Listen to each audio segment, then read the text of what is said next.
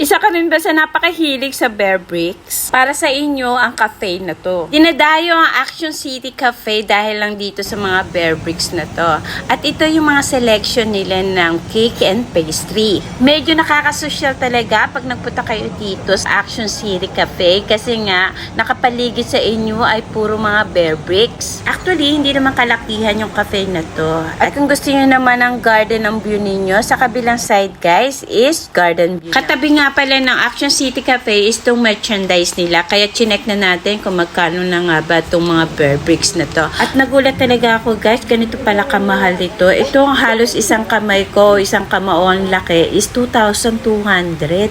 At kung gusto niyo naman ng medyo maliit, itong 1,300. At kung yung monkey naman guys is $60 yan. Sobrang liit din yan. Located nga pala ito sa Jewel Changi Airport Level 4. Follow for more!